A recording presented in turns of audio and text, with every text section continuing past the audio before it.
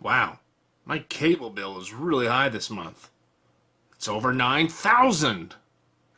Oh, hey everybody. I should probably explain why I'm doing this series on my channel. For the past year or so, I have found myself loving to go to thrift shops and other places and finding VHS tapes. Sometimes you just find some titles that you're just like, man, there's some good material here. I'm not watching the movies and then reviewing them as a whole. I suggest if you want to watch a series like that, go to Red Letter Media on YouTube. They are a bunch of guys.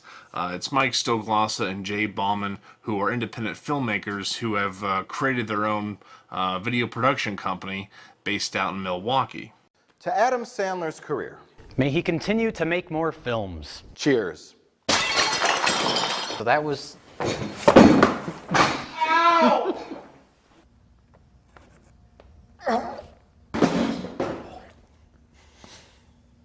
Luckily, we have more bulbs. These, my friends, are the last copies of the original version of Star Wars known to exist. What? These guys are just not only hilarious, but they know their shit.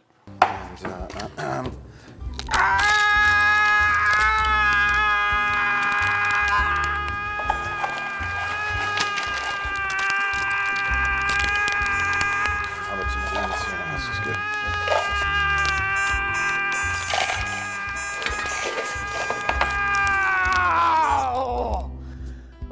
Mr. Plinkett, your prescriptions are ready.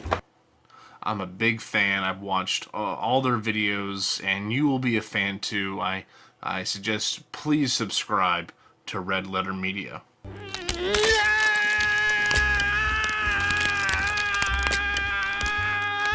All right, score again. Yeah. Senility is right. And when you go there, look up their series Best of the Worst. It's where they take 3 videos, they sit around, they take all day to watch 3 movies, and then they sit around a table and they pick which is the best of the worst.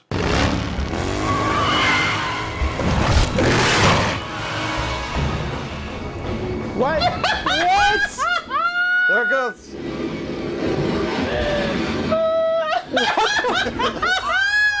Is it riding the motorcycle? Yes! It and the motorcycle both went up.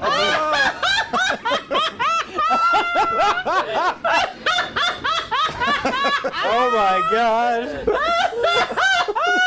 It's Cyborg 2. Future beware, the soul is in the software. Cyborg 2 stars Angelina Jolie and Jack Palance. Of course, this is Angelina Jolie's very first movie that she ever made, and yes, it's a B movie. Why me? She was asked about this in an interview once, and she was asked if she enjoyed making the movie, and she said she did until she saw it, and she got sick. Now on the cover here you can see Jack Palance with a machine gun and Angelina Jolie with another gun, and they're walking up to, she's walking from somewhere, and then there's another robot in the background, and Jack Palance is like, oh shit, he's like a half man, half robot. Oh, this looks amazing. No, none of that. No. I mean, yes, Jack Palance is in it, but it's just for the name. He's not, no, not really. If you want to dine with the devil, you'll need a long spoon. Cyborg 2, of course, is a sequel to the Jean-Claude Van Damme movie Cyborg that came out in the 80s, released by Cannon Films. This movie was originally supposed to be released by Cannon Films, but it wasn't. It's released by Vidmark Entertainment. It's biotech corporate warfare in the year 2074 when cyborgs Robots in human form, thanks for the info, have replaced humans at all levels. A malicious American cyborg manufacturing company plots to take over their chief competitor by liquidating their entire chain of command. The corporation's scheme is lethal. Inject one of their own cyborgs, beautiful Cash Reese. Cash Reese. Angelina Jolie, with a powerful new liquid explosive that detonates her and everyone in sight. So she's an exploding woman thing. But the wise and benevolent tech master Mercy, Jack Palance, tips Cash off to her fate, and she runs to escape with the help of hero Colton Hicks, Elias Koteas. Koteas, I don't know if I'm pronouncing that right. He's a good character actor. He was, of course, Casey Jones in Teenage Mutant Ninja Turtles movie from 1990. Donnie! Long time! Leo, how's it going? Hey, Casey! Welcome back! Hey, Ralph, how'd your brain implant go? Good? What? Together in the dark corners of the city, they face psychotic and ruthless hunters as they search for a way out and back to humanity. Rated R in 99 minutes. I love this cover. It's just everything. There's just so much going on and just so many lies. Jack Palance is not a half cyborg, Terminator type guy, because that's what it looks like. It looks like, you walk by the stand and you're like, holy shit. Yeah, so great find. Sci-fi thriller. Box is in good condition. You've been a naughty girl. Cyborg 2. It's in my program. This next movie gets 2 thumbs up from Siskel and Ebert. Not Ebert and Roper, Siskel and Ebert. Roger is the only guy in the history to ever answer yes to every question he's asked at McDonald's. Want some salad with your apple pie? Want some French fries with your salad? Want some hamburger with your French fries? It's Dolly Parton in Straight Talk.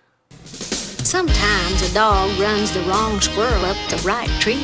Pardon me? When Shirley enters the wrong door at the right time, she turns Chicago's hottest radio station upside down. There was a time when Dolly Parton ventured into being a movie star, and she was fairly successful in the 90s. Yeah, she made several movies that people flocked to. They went to them, they wanted to see them, because, Dolly Parton, famous musician, singer, and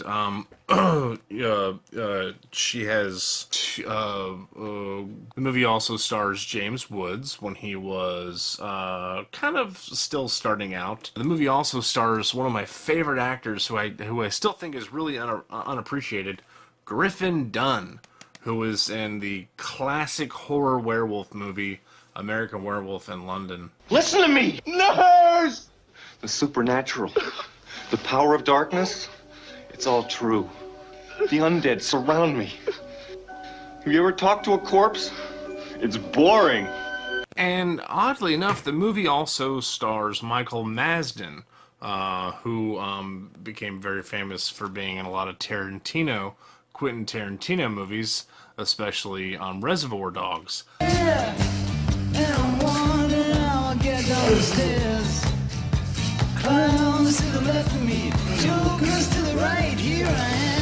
But the third guy, because right here you have Griffin Dunne, James Woods, and the third guy here is Charles Fleischer, who is most notable for being the voice of one Roger Rabbit. Hi, my name is Charles Fleischer.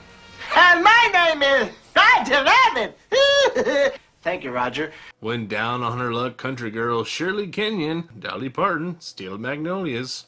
Oh yeah, Steel Magnolias. Walks through the wrong door at the right time, she accidentally becomes Chicago's newest talk radio celebrity and turns the Windy City's hottest radio station upside down.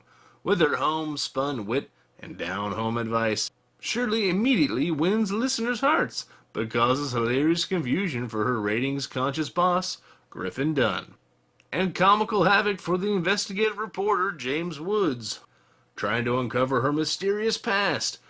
If you're looking for no-nonsense advice on what hit movie offers you pure entertainment, You'll love every comical minute of Straight Talk. The cover here is really great, and also this is still in its plastic wrap, as you can see here. Got a little rips here, and it even has the magnetic strip on the top. So this has never been viewed before, which means it's still in really good condition. Released by Hollywood Pictures Entertainment, and running 91 minutes, and rated PG, so the whole family can enjoy a little Dolly Parton hilarity. Thumbs up declares Gene Siskel. I knew Gene couldn't sustain that string for long without a grammatical I don't error. know how many items there are, but they've worked him through the whole fucking menu. Right. Gene was He in set there a the other record. day. Gene was He in the set other a day. record. He ordered every fucking thing they have. Straight Talk. Coming soon to video cassette. Before he took the day off from school because he was sick and fooled everyone, including the principal and his sister, Matthew Broderick starred in the movie War Games from 1983. Oh, David! Maybe you could tell us who first suggested the idea of reproduction without sex. Your wife? Get out, Mikey. This was Matthew Broderick's first movie, I believe. Besides Max Dugan Returns, this was his very first debut. A thought-provoking, exciting, and brilliant blockbuster, says no one. It's not a review from anybody. It's just on the back here. Released by CBS Fox Video. Ooh. And rated PG. This is the very first edition VHS to come out. There have been, of course, many others. But the movie came out in 83, and the VHS box came out in 84. So you're looking at a VHS that's just as old as this guy. David Lightman is a nice kid, a little brighter than most, perhaps a little shyer too. He does most of the socializing through his home computer, communicating with fellow computer buffs in an ever-growing world of circuits and terminals. So Facebook, 30 years before that is a common thing that everybody does. His ingenuity gets him into enormous computer systems, allowing him to change his grades, play pranks, and compete at games. Oh, so before hacking was a common term in 83, he was a hacker and criminal and possible terrorist. But he's great at Pac-Man. Unwittingly, he breaks into the most sophisticated computer system ever built, Joshua, the Defense Department's master war computer. By the time David realizes what he's done, he's brought the superpowers together in a game no one can win. World War III. Holy shit. Watch War Games and you will understand why it has created a sensation, both with critics and moviegoers. It will entertain you thoroughly, yet make you happy that, for now at least, War Games is only a movie. Yeah, this was during the time when movies like Red Dawn were coming out, where everybody was still pretty much afraid of the Soviet Union invading or going to war with the United States. War Games, playing soon at a theater near you. Shall we play